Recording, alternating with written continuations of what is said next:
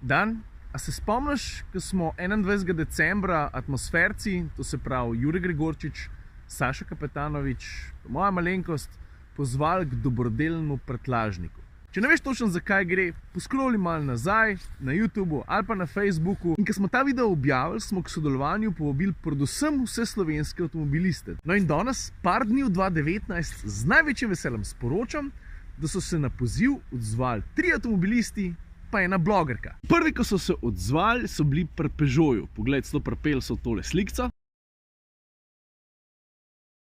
Pri Peugeotu so recimo poudarili, da se skozi celo leto udeležujejo takšnih ali pa drugačnih dobrodelnih akcij, ampak da so z veseljem pristopili še tukaj, tako da thumbs up. Ta druga se je odzvala Škoda Slovenija. Ne samo, da so za to uporabili Kodiaka, še zice so podarili, pa ne samo to, še video so posneli.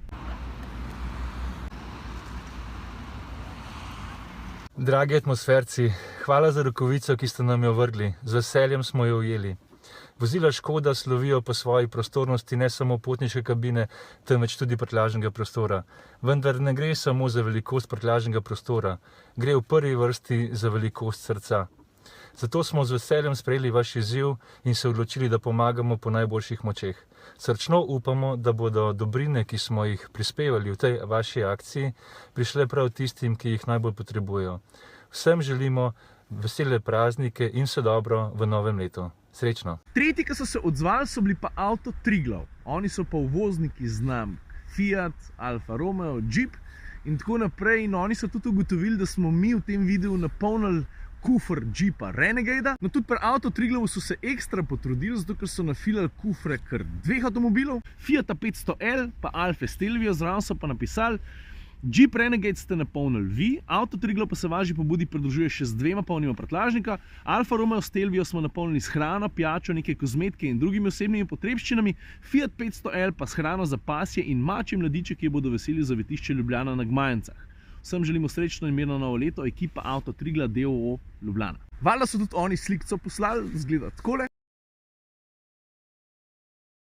Kot četrta se je pa na pobudo odzvala Nina Puhek. Če ti ta ime pa priimki ne povesta dovolj, piči na Instagramu, ker tam ustvarja pod Fluffy Princess. Dober nickname, by the way. Nina pravzaprav piše blog, ki je zelo tesno povezan s potovanji, tudi spletno stran, kjer lahko kakšno stvar prebereš, fluffyprincess.com.